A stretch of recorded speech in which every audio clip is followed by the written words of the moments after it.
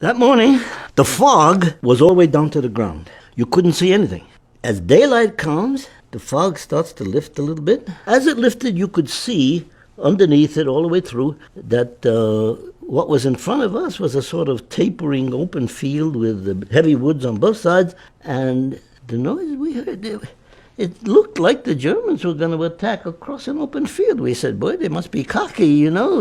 As the fog lifted higher and higher, then you hear the tanks wind up, and you could see across that still open snow field the grinding of the 88s as they swing around, and then the whole world sounded like it exploded. Everything you could imagine. They had rockets, artillery. Later on, the Luftwaffe came in and bombed it, mortars all around it, and you can't do anything except stick your nose down to the bottom of the foxhole, and hope that you curse yourself for not digging it deeper. And the ground shakes, and sometimes the concussion makes you feel like your helmet's going to come off.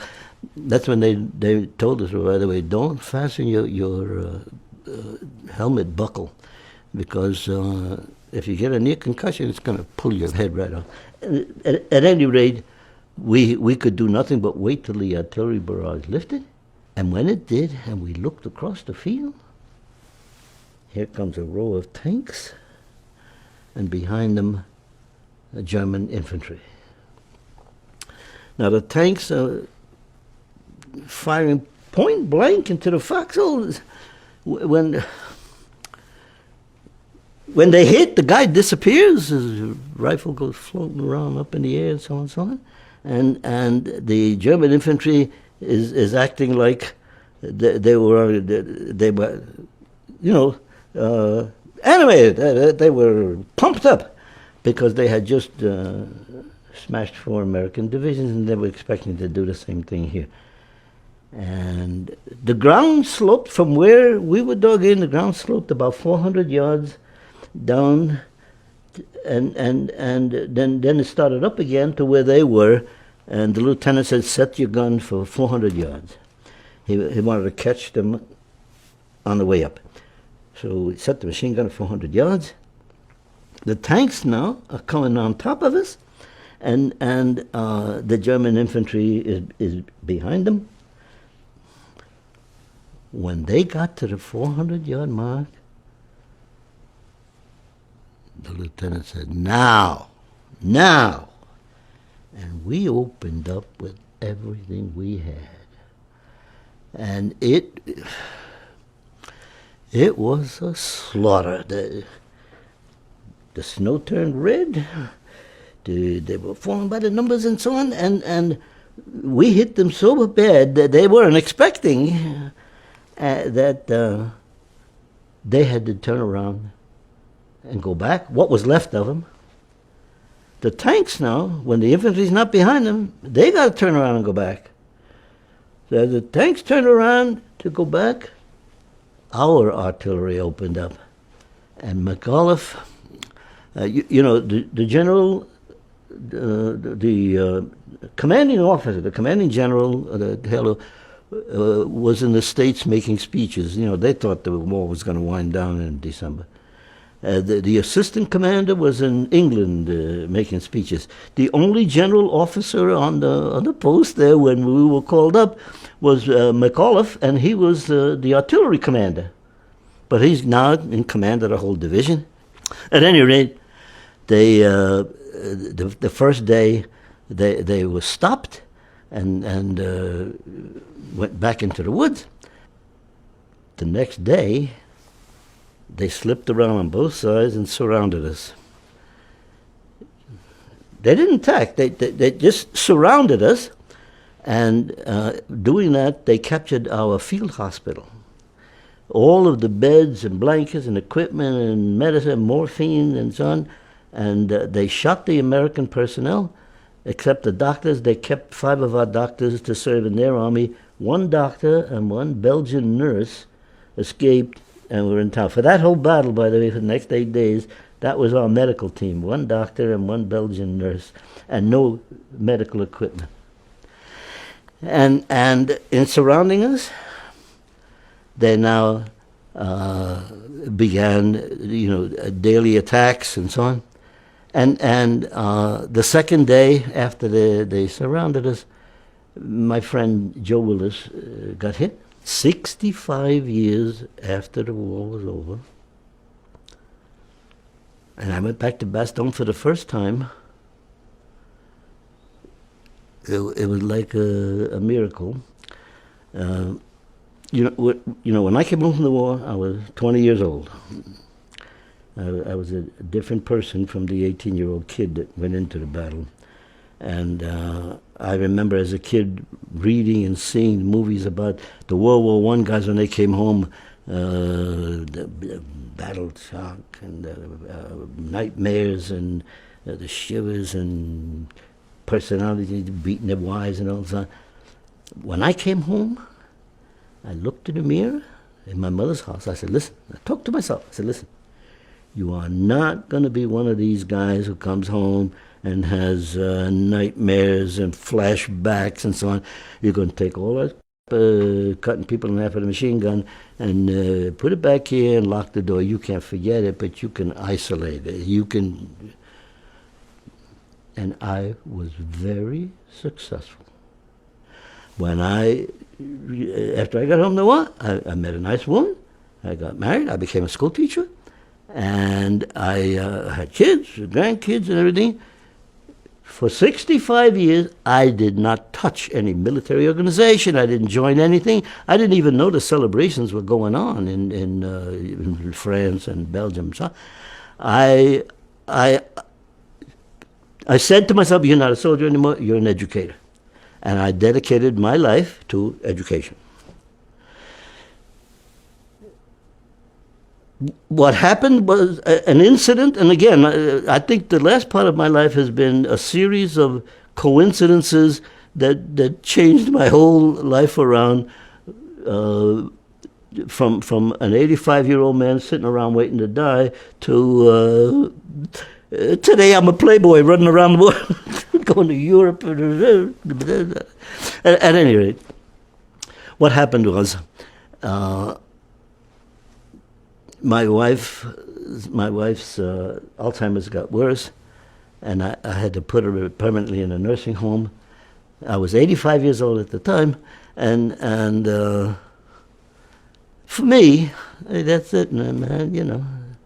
I had been married to that woman altogether when she passed away 70 years, but at that point, 65 years, and she was my whole thing.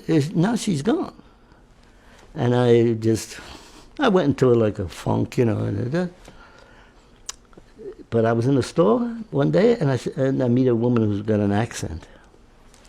I said, Madame, do I denote a French accent? And she said, no, Belgique. I said, oh, Belgium. She said, yes. She said, well, do you know Belgium? I said, yeah, bombs, bullets, and snow. That's what I know about Belgium. And she said, oh, you were there during the war. I said, yeah. She said, with the 101st Airborne Division? I said, yeah. She said, oh, monsieur, I'm from Bastogne. She said, you have not been back? I said, no. She said, monsieur, you must go back. She said, the people of Bastogne have never forgotten the 101st Airborne Division. There are monuments to you all over town. There are statues. They have celebrations every year. They reenact the battle. She said, you must go. And I said, what? To myself, what for? And I've spent a lifetime forgetting about all this stuff. Why do I want to go to Rwanda?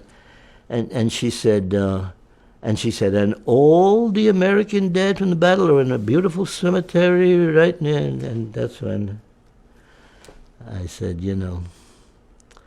if nothing else, I need to go back at least one time to pay my respects to some guys buried there. So I announced to the family, I'm going to. Everybody starts hollering at me, Pop, you're 85. What are you going to do running around Bastogne? I said, well, then you come with me. One of you could take it. My daughter came with me. We went to bed. The plan was, we were going to spend 3 days in Bastogne, And then I was going to take my daughter to Paris. You know, she'd never been. So 3 days Paris and come home, and that's the end of it. Again, one coincidental thing after another that changed my life. The first day we were there in Bastogne, we know nobody. We have no connections. Nobody's meeting us. We just decided we were going to rent a taxi cab, go out of town and see if I could remember anything. And on the way to the bank to change our money to euros, my daughter sees a mannequin in a window with an American paratrooper's uniform on, the 101st Airborne patch, and she says, "Look, Pop." And I said, "Yeah, well, okay, but let's go." Now, if I had prevailed, everything would be different today. I'd probably not be around. But she insisted, "Oh, Papa, let's go look. It might be something interesting." So I said, "Okay." We go in there, we look around, and we're on our way out, and I see a case with German belt buckles and so on. So now I stopped for a minute to look at that, and this big, I later found out he was a Dutch paratroop officer. He come around perfectly, and he said, "May I help you?" I said, "No, I'm just looking. I was here during the war." He said, "You were here during the war?" I said, "Yeah." He come around there. I thought he was going to attack me. I went to a defense mode. He picked me up and said, "Sir, where have you been? There are so few of you left. We want to honor you. Sir, who are you with?" And I said, "H Company, 501. He said, he said, "We studied the war. We studied the war, and we know where everybody was, where the attacks came from." He said, "Come with me," he said. I am going to show you where H Company was dug in at Mont." I said, "Really?" He said, "Yeah." So my daughter and I get in the car, and a friend of his, Johnny Boner, a Belgian tank commander, gets in the car with him, and the four of us drive out a little ways out of the town. Now, I recognize nothing. During the war, it was all snow, big snow fields. But he takes us out to a place there in the ridge, and again, I don't recognize a thing. And he said, "Now look," he said, "H Company was dug in here, here, here, here, and on the ridge." And then he looks me in the eye, and he said, "And that was your foxhole." I said, "Hey, stop jerking me off. How do you know that was my foxhole? I can understand you knowing where H Company was dug in."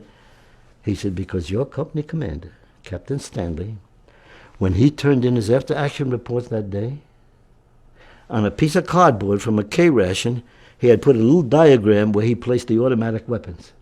He said, you were the only machine gun in the 3rd platoon, right?" I said, "Yeah, the other guy got killed." He said, "Look, MG, you."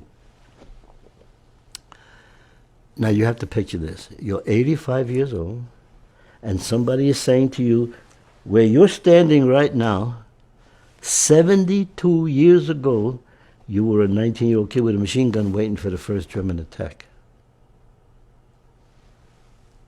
Hey, I'm 95. But whatever the story is, while I'm still able to do things, I'm going to keep going, that's all. And that's the end of my story.